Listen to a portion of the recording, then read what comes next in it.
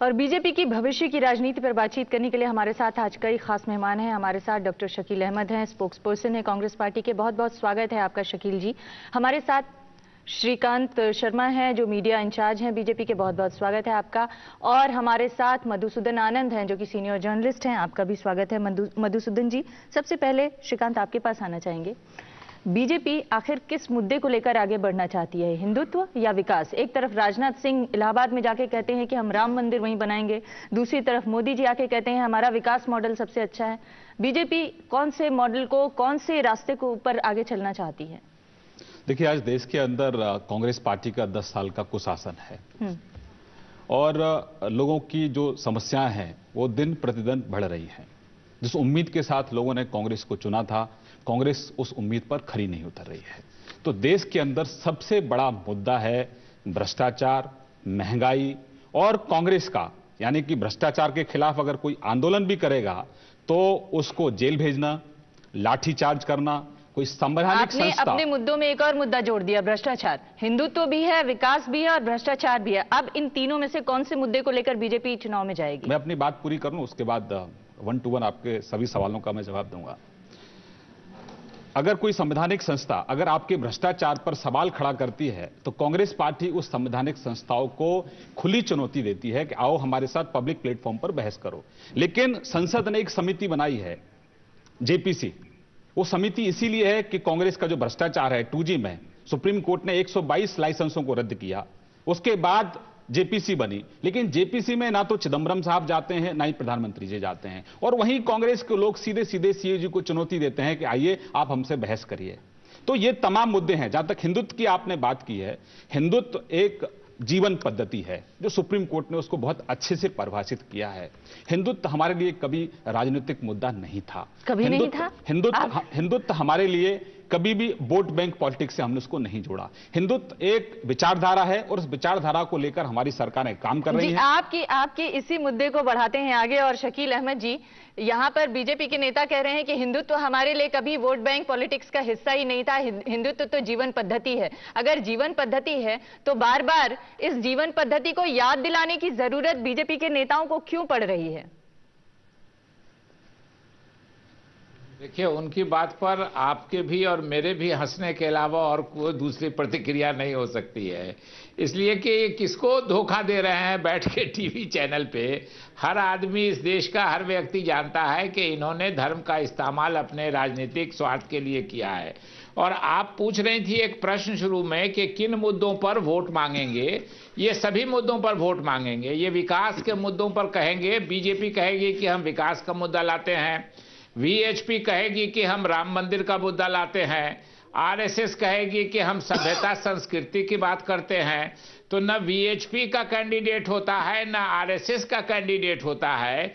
इस नाम पर जो ये वोटर को वर्गलाएंगे कांग्रेस के खिलाफ या यूपीए के खिलाफ, वो तो बीजेपी को ही वोट देगा। तो ये एक ही थाली के, एक ही टीम के सब प्लेयर हैं। लेकिन शकील जी, कोई अलग अलग नहीं है, आरएसएस वाले, बीजेपी वाले और इसके अलग नहीं है। ये एक ही टीम के प्लेयर हैं और सबका मिलके काम है कि बीजेपी के लिए गोल करना। शकील जी, लेकिन काट की हांडी बार बार नहीं चढ़ती है। हिंदुत्व का इस्तेमाल इन्होंने स्वार्थ के लिए किया, देश ने पहचान लिया। जी शकील जी, कहा यह जा रहा है कि जो आमने सामने की लड़ाई होती है उसमें विपक्षी दल अगर ज्यादा मुद्दों के साथ, यानी कि ज्यादा तीरों के साथ मैदान में उतरता है तो फिर मुश्किल खड़ी होती है। क्या आपको लगता है कि अगर हिंदुत्व, राम मंदिर, सुशासन, करप्शन और गुड गवर्नेंस, ये तमाम मुद्दे अगर एक साथ बीजेपी लेकर उतरती है तो ज्यादा मुश्किल है कांग्रेस पार्टी के लिए चुनावी रण में, या फिर किसी एक खास मुद्दे पर ज्यादा तरजीह होगी, यानी कि ज्यादा आप सुकून महसूस करेंगे चुनावी रण में?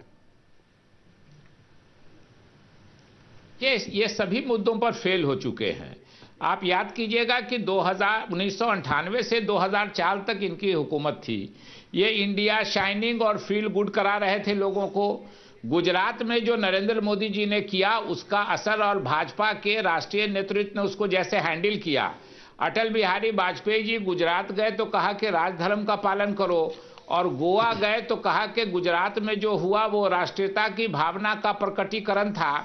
तो देश की जनता इनको जान गई है, न इनके गुड गवर्नेंस पे किसी को यकीन है और न ये धार्मिक मामलों को इस्तेमाल करते हैं राजनीति के लिए। काट की हांडी बार बार नहीं चढ़ती है। मेरा सवाल सीधा था कि आपकी पार्टी को किसमें ज्यादा सहूलियत होगी चुनावी रण में दो दो हाथ करने में, किस मुद्दे के सहारे अगर बीजेपी उतरती है तो? हमको जिस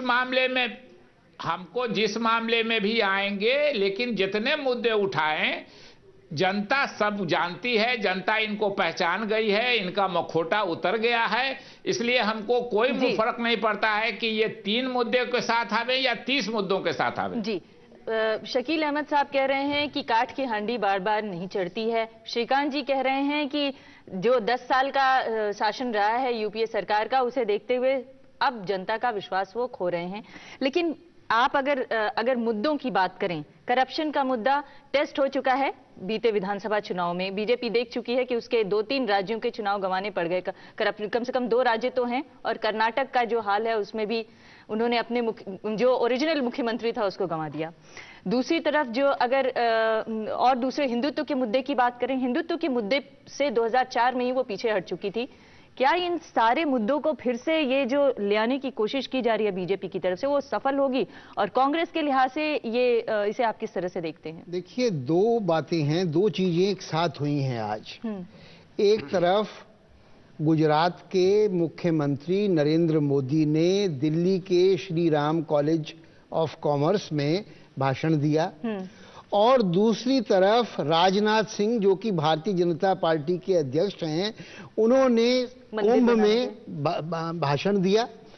अब आप देखें तो दोनों जो चीजें हैं, एक तरफ तो ये भाषण जो नरेंद्र मोदी का हुआ, वो अपने आप को पोजीशन करने का था कि मैं अगर राहुल गांधी कल को प्रधानमंत्री पद के दावेदार होते हैं तो मैं सबसे बड़ा दावेदार नहीं। लेकिन सुनिए पहले, और इसमें क्या है कि इसके लिए न केवल कांग्रेस के लिए खतरा है, इससे घबरा गई है कांग्रेस, भारतीय जनता पार्टी के लिए भी खतरा है। यही सवाल मेरा था कि आखिर मोदी जी बार बार गुड गवर्नेंस और गुजरात के मॉडल को क्यों प्रस्तुत करें जब बीजेपी कह रही है कि हम हिंदुत्व पे लौटना चाहते हैं? बीजेपी हिंदुत्व पे लौटने के लिए नहीं कह रही है, भारतीय जनता, लेकिन वो आइडिया फ्लोट कर रही है। भारतीय जनता पार्टी के अध्यक्ष वहां गए और वहां विश्व हिंदू परिषद की बैठक थी जिसमें उन्होंने कहा कि हम तो, और वो नाराज थे।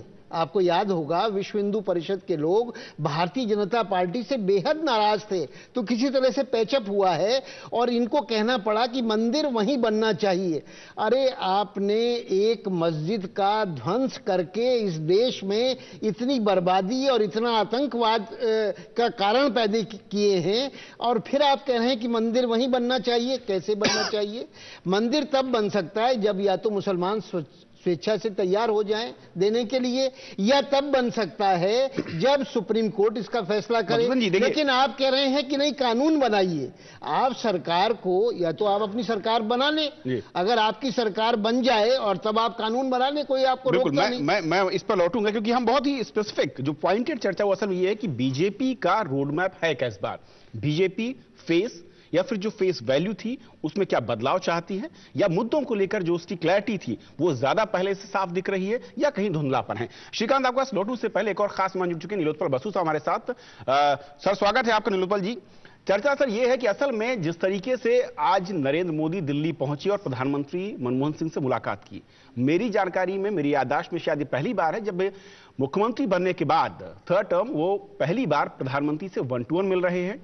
इसके संकेत क्या दिए जाएं? कुछ लोग ये कहते हैं कि अब वो एक बड़ी पोजीशन, एक उनका जो व्यक्तित्व है वो शो करना चाहते हैं, न सिर्फ राजनीतिक गलियारों में बल्कि दूसरे जो कहते हैं फटंटी हैं वहां पर भी, कि असल में अब वो एक्सेप्टेबल हैं, वो न सिर्फ गुजरात बल्कि देश के विकास को लेकर किसी से भी बातचीत कर सकते हैं या किसी के साथ मुलाकात कर सकते हैं। क्या इसे इस तरह से देखा जाए या फिर आपका कुछ अलग रिएक्शन है इस पर? देखिए, एक बात तो है कि मोदी जी का जो तथाकथित मॉडल है वो मनमोहन सिंह जी के मॉडल से कुछ अलग नहीं है। वही मॉडल जहां पे नई उदारवादी नीतियों के चलते गरीबों का विनाश का जो नीति गुजरात में भी है, और जो एक तरफा कुल घरेलू उत्पाद को बढ़ाने का जो सोच है वो दोनों नेताओं का है। तो इसीलिए एक दूसरे से मुलाकात करेंगे, मतलब हालांकि वो संयोग से प्रधानमंत्री और मुख्यमंत्री भी है, इसमें कोई आश्चर्य होने का बात नहीं है। लेकिन बीजेपी का दुविधा दूसरी जगह में है। एक तरफ वो हिंदुत्व का सवाल लाना चाहते हैं। पिछले दिनों में जो दंगे हुई है आपके असम से लेकर और अभी पूर्वी उत्तर प्रदेश, मध्य सेंट्रल यूपी में, और उसके चलते वो एजेंडा वो सामने लाना चाहता है। और दूसरी तरफ वो ये भी समझता है कि जो क्षेत्रीय पार्टियां हैं उनके साथ सही किस्म का गठबंधन ना होने से चुनाव में कुछ उनका हाथ नहीं लगने वाला है।